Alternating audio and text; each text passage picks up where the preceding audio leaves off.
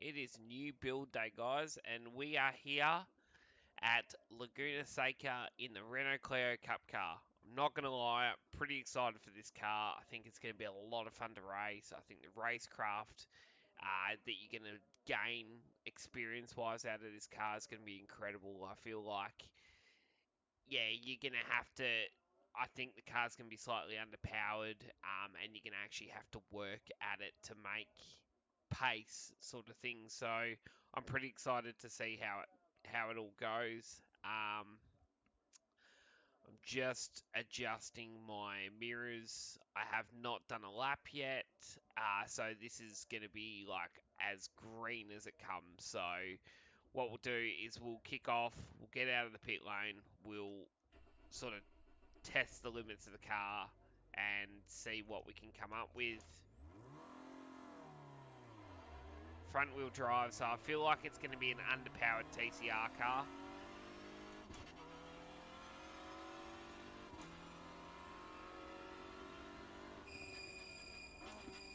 Lots of front brake noise. Take a time, get around here.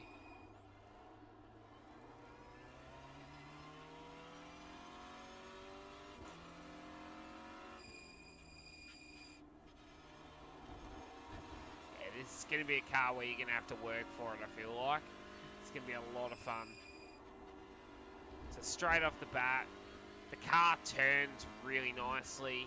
I haven't made any adjustments to my force feedback, and it feels actually quite good out the gate. Where the Formula Ford I had to tweak slightly, the wheel just felt a little bit too light. I'm not clipping or anything, which is awesome. It's a little bit gutless. I didn't expect it to be fast, but I thought it would have a little bit more pokiness than it does have. The brakes are massive on this thing. It feels like you could brake really deep on this. The rear doesn't move around too much for a front wheel drive car. Usually, oh, there we go. Yeah, so it does actually move around. It just depends which way the car's going at the time. So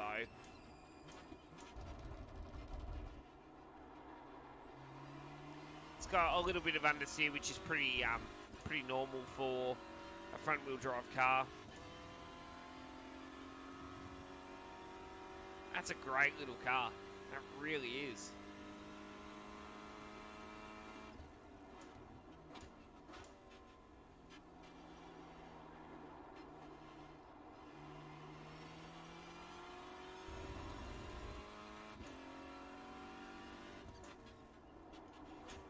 I keep blipping the throttle on the downshift and I don't need to.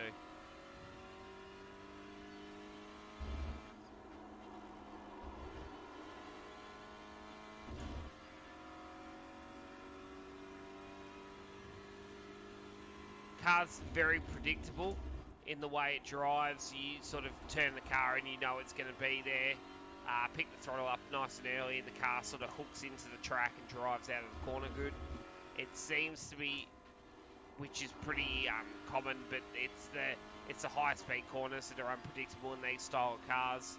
You don't know where the rear is going to go once you turn the car in. Lots of confidence to attack. I mean, we're still on cold tyres, and yeah, the car feels pretty hooked up already.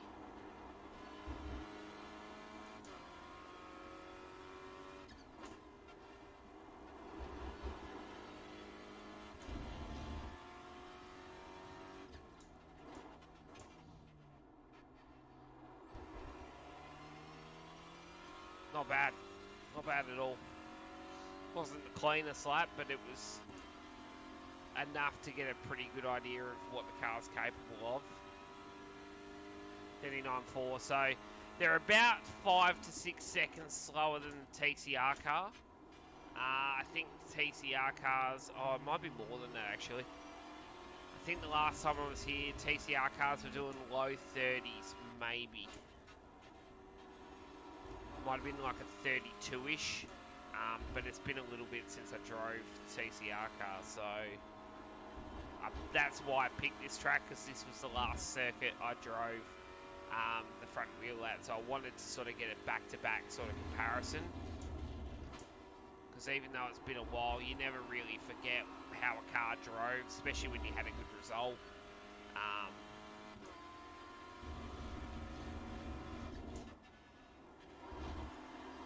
It's definitely a little bit more in it.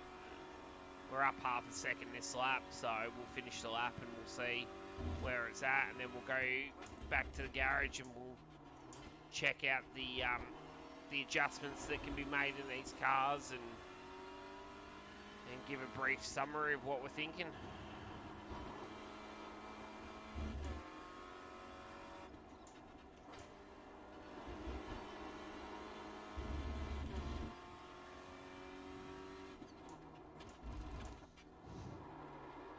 Oh, wide on the last corner. Bled all that time out.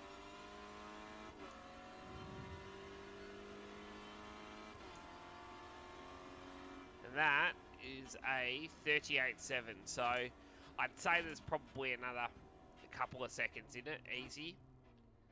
But we'll go back to the pit lane and we will check out the garage and see what the car has to offer in adjustments. Right, let's mute that for a minute. Alright, garage. Okay, so obviously tyres like normal. Okay, so not a lot of adjustability in this one, so you can see it all on one area. So differential ramp, preload for the front, tow in, rear brake valve, spring perch and camber, so you can't adjust spring rates or anything like that. Fuel tank, rear axle stiffness, toe in, sorry, on the rear. So, yeah, so very minimal changes. So it's pretty cool because it'll be sort of very much like a fixed class of racing where you could make a little adjustment and you might find a little bit of speed on other cars. But I feel like driving this car, you're going to have to be just well rounded and well versed in racecraft because I don't think it's going to be a car that you are going to be able to streak away from the field. I think the draft will probably be pretty gnarly in these things and you'll be able to stay with the car in front. I don't think aero push through the corners is going to be too much of an issue as long as you can find a little bit of clear air on the front of the car. So yeah, so I think it will be a good racecraft building series. Definitely to work on your racecraft, understand where to position the car because I feel like if you do put the car in the wrong spot, you're gonna get swallowed, and it's gonna be hard work to make them positions back up. So I feel like it's definitely gonna be a great car and series for that style of understanding and developing yourself as a driver. So, looking forward to seeing what the participation is in the series, and what series iRacing are planning to run with it. They haven't really come out with anything yet. So, once they do, I'll be definitely keeping a close eye on it because I think it's a great little car and I think there'll be a lot of fun in it. So, I'm gonna give it a 7 out of 10. Um, there's definitely some things I would have liked a little bit more in it. But yeah, for a general, I mean, I've only done 3 laps in the car and had a pretty good sort of crack at it. So, but yeah, it's a solid little race car, and iRacing are doing a fantastic job of every car they bring out now is just better and better. You know what I mean? Like that Formula 4 we drove earlier was fantastic. The Clio was a lot of fun, to be honest with you. It was a lot of fun. So, and I'm pretty excited to go and get in the new Super Late model and see how that thing handles and steers. And yeah, I think iRacing definitely have put in a lot of time to the tire and grip level feeling now. I feel like we're finally not we're moving away from that ice racing thing that was plaguing iRacing for so long. And yeah, it seems like we're really starting to get some cars that are hooked up and you can actually lean on the tyre. But you can also go too far and overheat them tyres and then have issues as well. So I think they're doing a great job and I can't wait to see what else is coming in the future. But that'll be it for this video, guys. I hope you enjoyed it. If you do, give us a subscribe, thumbs up. Yeah, we really appreciate the support and looking forward to bringing you lots of cool content over this season of season 2, 2023 of iRacing. So thanks again, guys, and we'll see you soon.